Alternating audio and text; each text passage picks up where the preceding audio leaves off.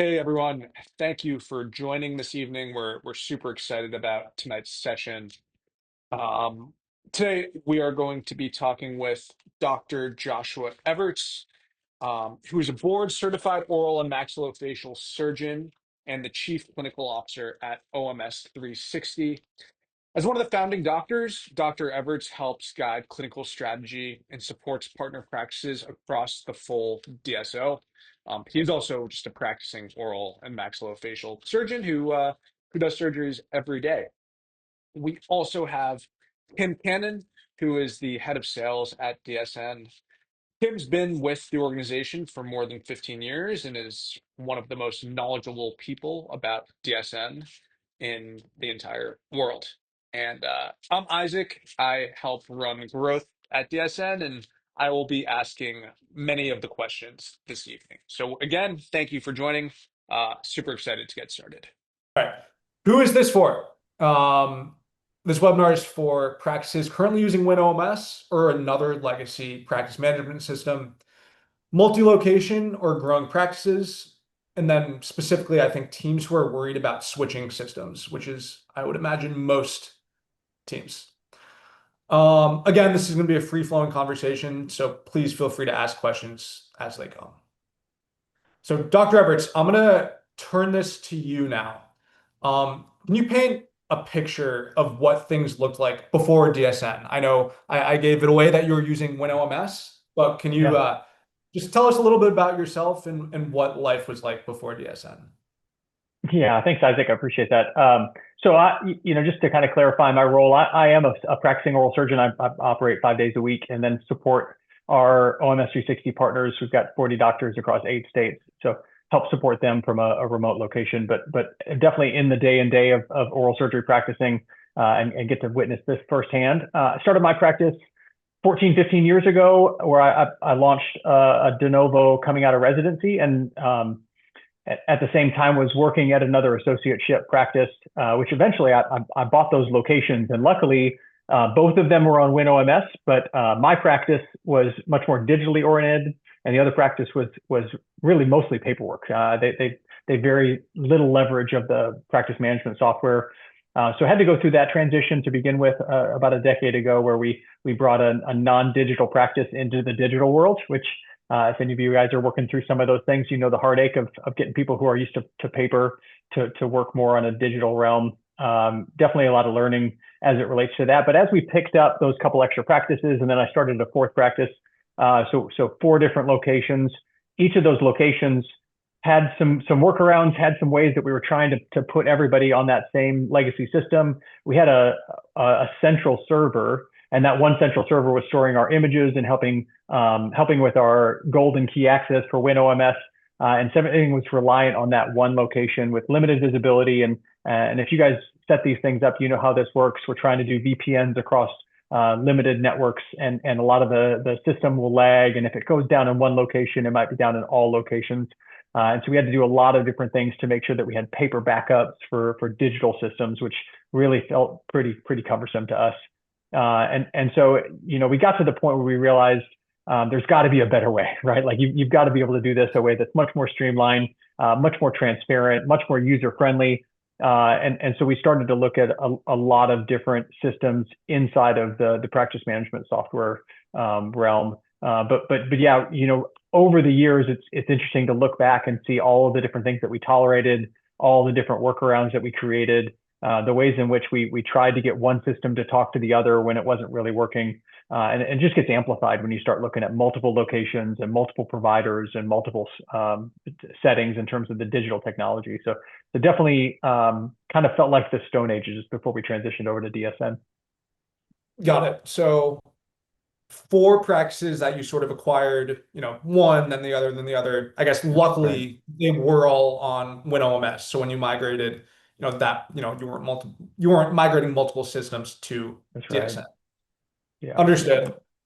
Um, so, when you think about, let's just say the month or two before actually deciding to switch, Yeah. and I think a lot of practices do get caught up in, they know what they're using now isn't ideal for their situation. but the fear of switching is really strong. What were the two or three things that convinced you to make the leap of faith to DSN? Yeah, I think we got to the point at which it wasn't what I envisioned. I think we come out of residency and we've got these great ideas about what technology can provide to us. And we're now in the world of AI, and we feel like everything shouldn't be able to talk to each other, and it should be able to seamlessly integrate from one thing to the next. And I felt like I just was using too much paper. Like paper was everywhere. It felt like it was part of the problem. And we were scanning and printing and duplicating, and we still couldn't talk to each other. And one clinic felt completely separate from the other, and each clinic started to operate differently. So, even though there was these fears, that the fact that we've been in it forever, what happens with all those things, I think they just really started to be outweighed by the fact that it was a daily conversation. It was a daily struggle, and really when you're a high producing surgeon, when you're somebody who wants to push your schedule and you want to go quickly, the things that start to slow you down are the things that are costing you money and time. And they kind of go hand in hand, right? So Yeah. we really felt like it couldn't be worse than what we what we were already experiencing. And honestly, I've worked with a lot of our practices now. We've switched most of our practices over to DSN Cloud, and even the practices that they weren't exactly complaining about their software. They weren't exactly complaining about their practice management software. They also weren't really enamored by it, right? They weren't saying, "Gosh, this is really great. This is really adding value to the patient and the patient experience." Most of them were just tolerating it, which is a pretty terrible place to be when it comes to something that you should be leveraging, right? When we talk about technology, it should be a value add as opposed to a value distractor. So I think most of our fears were overcome by the fact that we wanted to find a way to having a positive experience for our staff, for our patients, for our doctors, and most of the practice management softwares were definitely not a positive experience. Got it. So it's almost like you looked around one day and it wasn't necessarily one specific moment, but just the realization that we could be doing better here. Yeah, that's right. Makes sense. So you did mention DSN Cloud, albeit briefly. When you were considering new systems, what convinced you to go with the cloud solution? Yeah, if anybody out there has used multi-site for any of these practice management softwares, one of a couple different ways to do it. You can have independent systems that somehow collect the data asynchronously, or you can try to do synchronous data, but you usually have to do it through some sort of fiber optic connection that may or may not be leveraged on one single location. And so we were really at the mercy of our central location. And really, honestly, each of the locations should have been operating independent from each other, but they were all dependent on one location. So we knew that we had to have the cloud. We needed to have something that was much less interdependent on a single choke point. We had a couple issues where either the power or the internet went down at our one central server, and you're kind of dead in the water. You go back to the Stone Ages and start using paper records when that stuff happens. Yeah. So we knew that we needed the cloud, which also, if you start looking at the different practice management softwares out there, there really are only a handful that do cloud correctly. Each of these cloud systems are very intricate. They're very nuanced, and so you want to make sure that you're talking to your technology supporter and your IT provider to make sure you understand the differences in those things. But that was one of the other differentiators, is we wanted something that had a very secure connection, one that was reliable, one that I could access from anywhere, and one where the data was being transferred at real time, so that none of it was lagged, none of it required some kind of special update or connection, and all of which could be transferred between each of our 4 locations, and now amongst all of our 30 some locations across OMS 360. Yeah, that makes sense. And I'd be remiss to say that DSN Cloud does run on AWS. And I think That's right. historically, a lot of doctors can hesitate thinking of the cloud, thinking that's not secure. Um, Right. but I think the more sort of new age take on that is it actually is more secure because Amazon is backing DSN Cloud, That's not that's just right. one server that's potentially quite dusty in your office. Yeah, and again, these are kind of some nuanced points, but having it on its own application as opposed to a web-based application or a web site-based application changes things too. We get into the nuances of that when the team talks to you about the transition. But that was also important to us, is having its own separate app that could be encrypted and secure makes a big difference. Yeah, definitely. So I know we've covered a little bit of this, but when you chose DSN, why DSN? I know you covered why cloud, and who else were you potentially looking at, um, and what were the one or two things that convinced you it was the right decision? Yeah, again, without maybe going into specifics about specific companies, definitely don't need to badmouth anybody. But we Yeah. looked at the oral surgery specific ones, and we actually went across the border and looked at the general dentistry ones. And ultimately, we wanted somebody who was much in tune with the world of oral surgery. I think we can all agree that that's a very unique area. At least some of the surgical specialties, whether it's oral surgery or periodontics or those types of things, have specific needs as it relates to anesthesia and drugs and the workflow involved in those kind of things. I think DSN does a good job at just the general support, but it also does a really exceptional job at the specialty support. And that's really what we were looking at. What we found when we went to some of the other general dentistry ones, although they might be open source and you could get integration with things, a lot of things felt like they were bolt-ons and they were afterthoughts and you were launching into separate applications. We really wanted the experience to be inside of the practice management software and not having to kind of, again, like I said, bolt on with additional add-ons. And honestly, between the different oral surgery specific clouds, this was the most robust. It really had the best experience just in terms of user friendliness and adaptability between locations. Got it. That was an awesome explanation. All right, so you decided to go with DSN. You're excited. Can you talk about the actual scary part, migrating? Yeah. I guess I'll leave that open-ended to you, but specifically wondering, did you shut your practice down? What did training look like? What was the data migration like? And yeah, anything else you'd be able to share? Yeah, I mean, change management's tough, right? So the team does a really good job with that, and I think I'm probably speaking to a lot of practice owners on the call. I think we have a huge role in that. Something that's not on the page here that I think is pretty important is you as an owner, your mindset going in and how you prepare your team for it. Again, the DSM team does a really good job with the actual technical abilities and the training abilities, but to prepare your team for something like this takes a little bit of coaching, right? It takes a little bit of growth-minded attitude. And I think I see a lot of providers do one of two things. Either they go in really hot and they're super convincing and they think it's just going to be real Pollyannish and everything's going to go great. And then obviously things are going to skip a beat here and there, and you're going to have a few heartaches, and then everybody kind of questions whether or not this was the right idea because you were kind of so gung ho and everything was going to be great. And then the other people go in and they say, well, it's going to be terrible, and that's usually a self-fulfilling prophecy. And so the best way to enter into this is with conviction.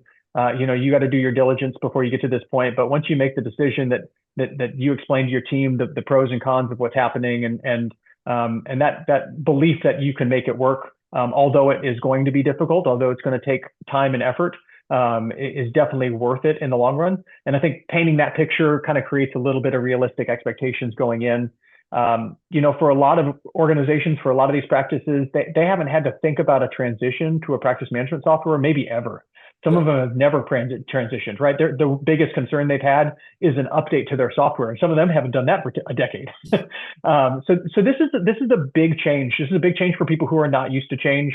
This means that they're clicking 3 times instead of 2 times all of a sudden, or they're looking in a different folder when they had all their favorites saved. So I think having that realistic expectation before you even make the migration, and that's something again we did very realistically with our team, and the DSN team does a really good job of this too. But having that expectation set there is probably the most important part about the migration. Each one of these things that they've highlighted here has some nuances, and again, I love that the DSM team gives us a little bit of custom user experience as it relates to these. So for the data, we chose to make a clean start. We'd been living in a legacy system, one that was not just started at practice startup, but then also It inherited two other practices that had been there for 30 plus years. There was so much data in this. A lot of it wasn't clean. None of it was uniform across practices. That we chose to allow that system to live in isolation. So we actually kept that system live for a period of time after our transition, and we're accessing two systems in tandem and started with a brand new fresh system. And I actually loved it. I loved that we had the ability to standardize thing across all of our practices. We got to set how we were going to look at insurances and patient status marks and the templates and the notes and everything. And we could start from scratch and not feel like we were going to pull absolutely everything from the old system and then have to clean it up on the back half. And to say that, we actually did a little bit of a hybrid approach. We stole some of the things that we used at our WinOMS, and we brought some of the templates over. We brought some of the preferences over, and the DSN team helped us pick and choose which ones we were going to bring across. And that was probably the best part about it. So, looking back, that was a really great decision. We've got some practices that want the whole kit and caboodle. They bring all of them across, and they don't mind if they're going to work through some mess. And that creates a little bit of a seamless experience, but we chose to do a clean start. So that was helpful for us. Got it. The timeline, most of our practices, they know far enough in advance that they're going to do this. They start planning a few months in advance, and they take their time with the implementation stage, which I would encourage a lot of the doctors to do. I think the more you can get trained up and understand the system before you go live, the better that go live is going to be. And DSN's got a great academy, online learning academy that they can get access to. They've got workflow training and examples that you can do before you even get to the training in time. So a lot of great things you can be doing as you lead up to that. So definitely encourage people to take their time in doing that.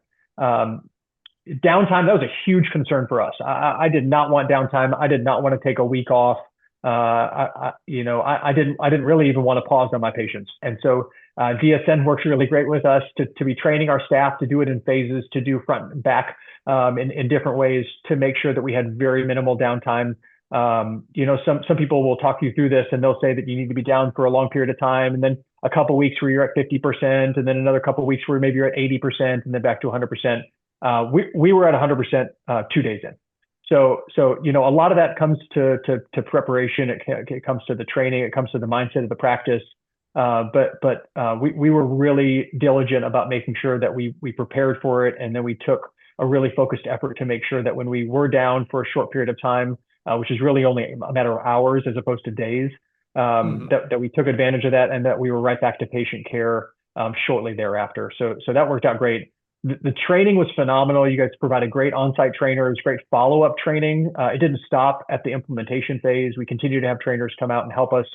And honestly, if you're going to do this, you as an owner, you need to be an expert in this too. So, I don't want to say that the great training is a substitute for your knowledge. As a practice owner really need to be involved in this whole process. And that's really what makes it a strong implementation. Yeah, that was all makes sense. And I think it's also interesting you mentioned that you were able to sort of take a look at your processes and build templates. To some, practice owners, that sounds like an awesome opportunity to sort of take a step back and think about what's working well, what's not working well, and moving forward, how do we want our actual practice workflows to work, and then build the software around that. Yeah, that's great. That's a great point. I think when you get involved in a legacy system, you kind of stop asking, are we doing things the best way? Are we doing things the right way? Or is there a way to improve what we're doing? And honestly, this was a great time for us as a practice to sit down and be like, what does good look like? What is each step of the patient journey? What does each phase of the patient journey look like from the eyes of the patient? And how do we improve that from a practice management software approach? And when we do that, you give the people that are actually working with the software the most the chance to speak up and say, hey, wouldn't it be great if we did this? And again, DSN is customizable enough. It's got enough user preferences that a lot of times it can actually make that happen. And that was really important for us too. We wanted our front desk person that was calling and scheduling appointments to feel like they owned their workflow and owned their process, and give them the ability to make that a customized experience for them. Yeah, that's another great point.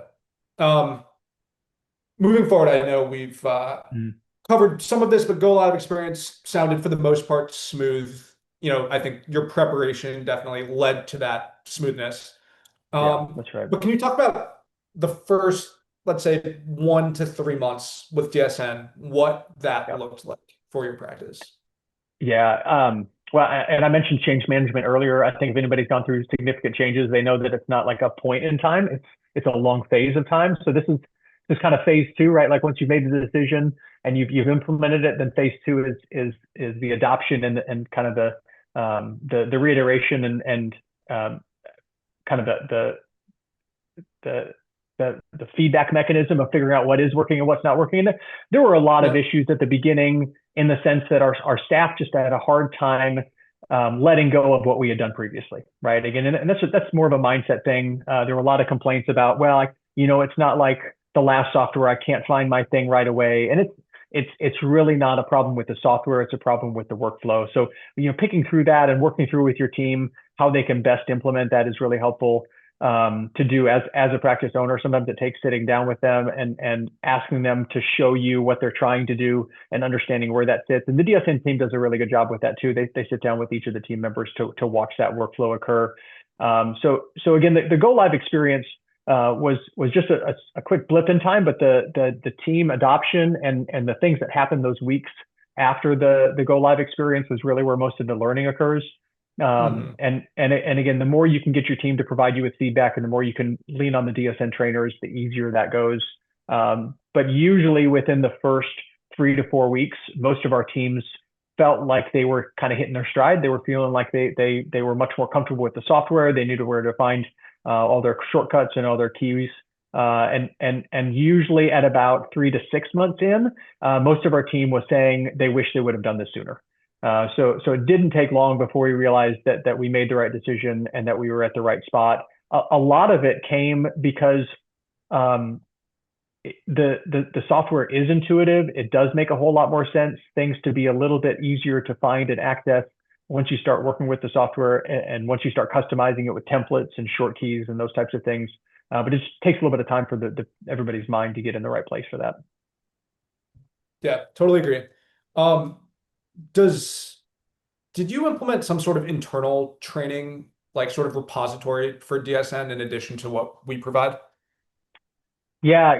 So we started to realize they were kind of some of the same things going over and over again, and so we created some systems to lead up to the launch. So we started kind of recognizing these are the things that are best prepared for before actually launching, and then following when we've got multi-site, it's nice because we can start sharing those learnings, and we're having best practices Yeah. and standard operating procedures that we share after the fact. So we've got people who we consider in our team to be kind of master trainers or super users, if you might say so. And so we Mhm. usually have our own team visiting our practices as super users in addition to the DSN team. And that really helps because you're sitting next to a lead clinical staff member who knows what it means to be a lead clinical back office staff member. And they can tell you, this is how we do our drug log. This is how we do our prescriptions. This is how we do the anesthesia log. And this is the workflow. And this is why it's important to do in this order and that order. So those types of things are super helpful, especially as you start to think about implementing these things.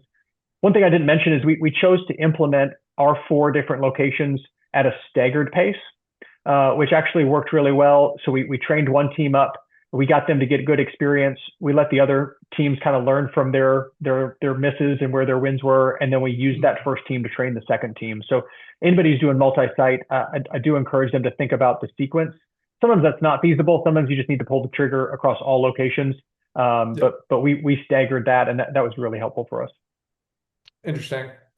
All right, so now, obviously it's been quite some time since you've migrated to DSN, but fast forward to today, what feels fundamentally different about how you run your practice? Um, yeah, I mean, I can access my system from everywhere. So I was joking with the team. I got home a second ago. I don't normally get home early at the end of the clinic day, so I found my way home instead of being at the office, and I just quickly signed on and sent a few prescriptions off to the pharmacy, and love that I can do that from home. I can do it from wherever I want. I can look up the X-rays. I can type in notes. So I spend very little time at the end of the day trying to clean things up. It used to be that I had to clean everything up at the office or had some kind of cumbersome VPN at home that it was trying to sign on to a remote computer from the office. So again, love that I have access across everywhere. We've got shared services for our account reconciliation, like our RCM process. And so if you've got centralized billers, centralized coders, those kind of people, it's a much easier process for them to be hopping in and out of each of the locations and uncovering what's happening, being able to process those requests without feeling like they've got to engage the local team to do kind of scut work for them. And so that's been super helpful. And then, this operational consistency piece was something that I was really trying to work towards, because what we found when we were doing 4 different locations and they weren't all on the same software, or at least all the same server, they were putting their own workarounds in, and each one, I didn't mind it, but it created a lot of variancy in the standard things. The things that we really wanted to be a certain quality or a certain standard, everybody had their own workaround, and so it created a lot of variability. It was tough to decide which was the best, and so it was really helpful that when we all got on the same system, we could all decide that these are the key metrics we're going to follow. These are the key systems and processes we're going to put in place. These are critical steps in the patient journey. We're going to make sure everybody does them the same way. And that standardization has really helped make sure that the experience is really easy. You can train staff much easier. Our staff can go from one office to the next and not feel like they're in a completely different world. And then even we've got practices in different states now. Even those practices can start to share and talk about how they're doing things because they're working on the same system, and that makes a big difference too. Yeah, makes total sense. And I think we've talked a bit about that consistency, and from a compliance standpoint too, I think it's Yeah. super helpful to make sure all these practices take notes in similar ways if it's not the exact same. And I know each doctor often has different ways of doing things as well, but DSN definitely allows for that. Um, Awesome. I know we're approaching the 30-minute mark, but we have 1 or 2 more slides. Yep, here's the last official slide. Dr. Everts, if Yeah. you had 1 or 2 pieces of advice, I know we covered a lot. I think main takeaway for me being that, from a management perspective, setting expectations, getting the team to buy in, getting feedback from the team, and sort of recognizing that what you put into the system is what you'll get out of the system ultimately. Those were my takeaways from you. But what other 1 or 2 practical pieces of advice can you share? Yeah, maybe 2 other things. One is really probably the concept people talk about, the sunk cost fallacy, right? I think the longer you're in a system, the more you think it's going to be painful to move from that system. And I'll tell you, it's so much better on the other side. Like you've got to rip the Band-Aid off, right? I think we get so invested in the patterns and the practices that we've ingrained into our practice that we just can't imagine doing something different. And that's really it's just an anchor holding you back, right? So sooner you can kind of cut yourself loose from that and make a decision that you're going to change. So that's ultimately what we did. We told the team, hey, we're going to change. Now the goal is to just pick the best system, and that makes a much better understanding, a much better decision than do we stay or do we go? I think if you're still on a non-cloud system, the decision starts to be pretty easy. You've got to be on a cloud system, and that's really the future of where your practice needs to go. And then the second thing I'll say, kind of alluding to expectation management, I think your team will probably surprise you a little bit. I think most doctors are really fearful about how their staff is going to respond to something like this and how they're going to be able to handle the change. And don't get me wrong, it's a lot of change, and they do complain a little bit as they go along. But if you come about it the right way and you give them some ownership of what's happening, and you give them the ability to provide some feedback and give them the chance to communicate directly with DSN even some of the time to get their user experience customized, they really start to take ownership. And again, my teams, they now thanked me that we made the change. They couldn't believe all the things that we were putting up with prior to our change. But a lot of that was because we engaged them in the process.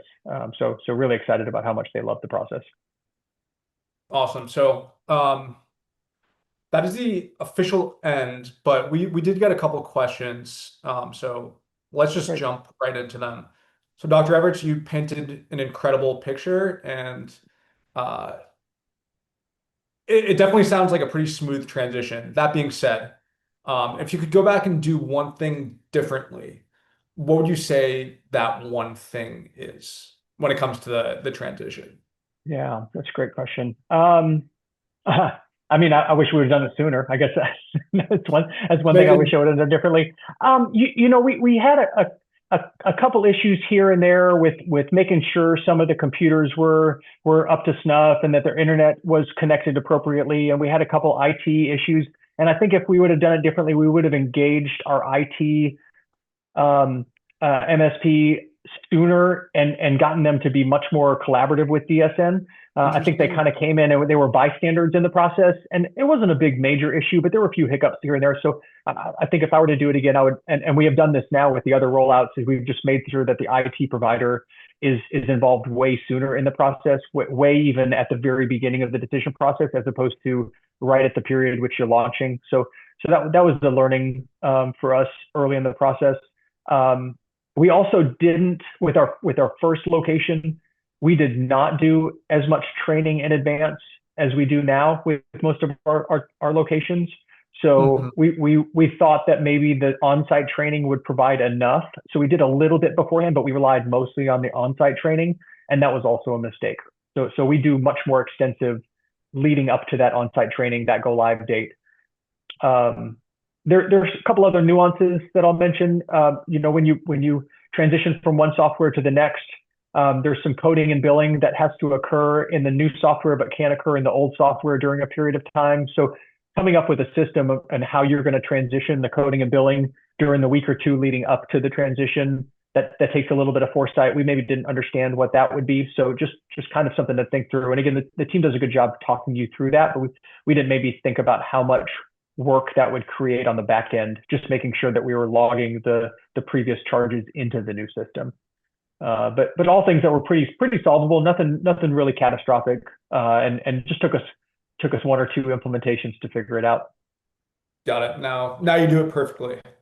Yeah, now it works better. Awesome. Let's do one more question.